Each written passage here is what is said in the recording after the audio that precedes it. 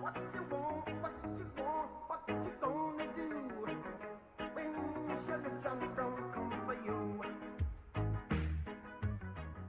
Welcome back, Santa Clarita Valley. We're here on your Neighborhood Watch with Deputy Josh Dubin and your host, Perry Smith, KHTS AM 1220 News Director, and we have a very special guest, Commander Mike Parker. Commander, you still with us? I am here, and that is really nice you call me very special. That's making me feel good.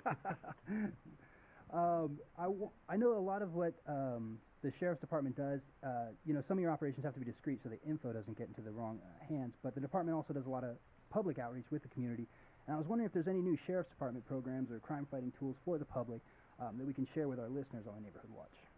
Well, I wouldn't say it's new, but I would say that Crime Stoppers, which has been around for just a few years here, which offers the public the ability to either by telephone or text or upload via the website to inform us about something that maybe they feel very, very concerned that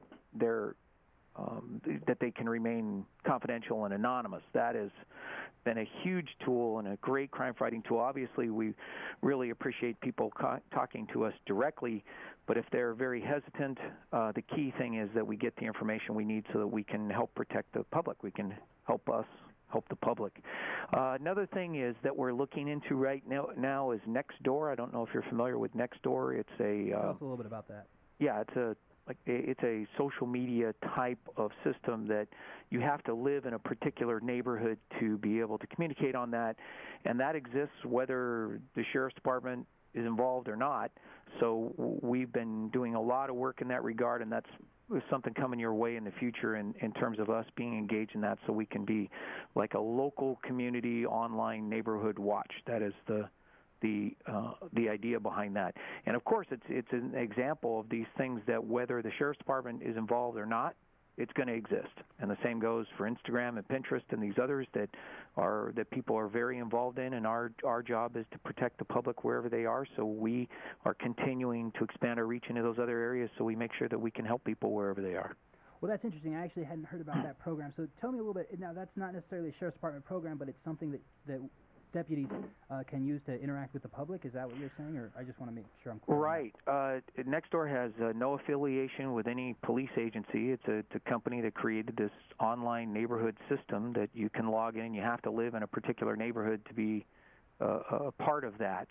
And so because they have created this system that people have become a part of, we see that.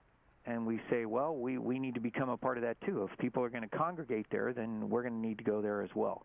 And so, but we are in the initial stages of taking a good look at that. We've spent a lot of time with Nextdoor, and because of there are 23 patrol stations, the LA County Sheriff's Department, Santa Clarita Valley being one of them, we need to be able to have a strategy that would enable us to help people in all those areas as well as the other specialized units. Now, I know the Sheriff's Department also has a specialized unit that deals exclusively with, like, electronic social media, that type of communication, right? Yes. Would that be something that they would test out, or is this... Yes, you're absolutely right. The Sheriff's Headquarters Bureau Electronic Communications Triage Unit, short is SHB ECOM. On Twitter, it's ECOM, ECOMMLASD. And I'm on Twitter, by the way, at MPLASD, as in Mike Parker, MPLASD. And they are looking at this now and working with Nextdoor in order to create a system by which we can have the local sheriff's deputies, such as Deputy Josh Dubin, who does a great job for the Santa Clarita Valley, that he would be able to communicate with the public on those channels, as well as the headquarters unit to be able to help as well. Now he's making me feel special. You're very special. Now, both of you have been integral in when we have emergencies like Josh was just talking about at the top of the hour, as far as the importance of social media during the next major disaster and the major earthquake. Do you think learning about the social media and learning where to find the next accurate one, how important is that for preparing for the next big one? No, that's a great question. It's very pertinent. In the past, people, whether it's an earthquake or a fire, those would probably be the most common things that we would see that would influence a lot of people in a way that would cause them fear, concern, legitimately or not.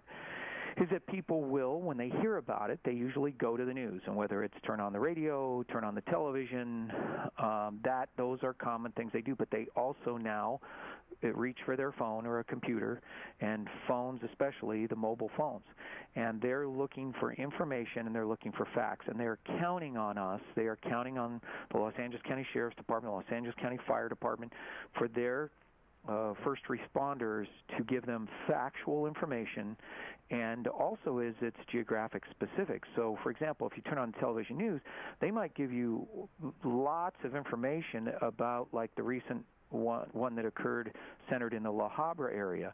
Right. Well, that'd be great if you're very focused on La Habra, but if you live in Santa Clarita Valley, you want to know how is it impacting Santa Clarita Valley. You also want to know how is it impacting where Mom lives, and Mom might live in the Antelope Valley. And so by creating these channels of communication, we can give the public a place where they can go, where they can get information specific to their community, including, for example, the city of Santa Clarita and what they provide consistently. And that goes for whether it's a crisis or not.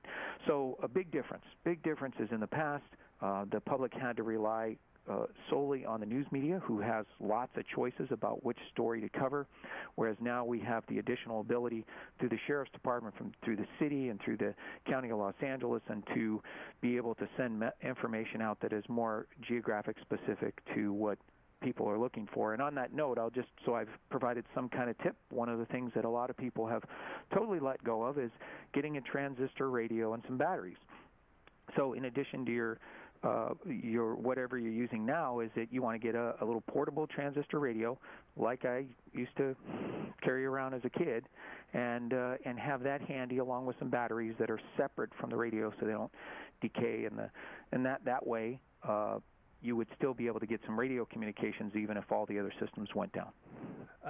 Commander Parker, great information, and I apologize, I have a few more questions I just want to ask you. Can we have you hang on for one more segment? I'm happy to. Outstanding. All right, well, we'll be back after a quick commercial break on your hometown station on KHTS AM 1220.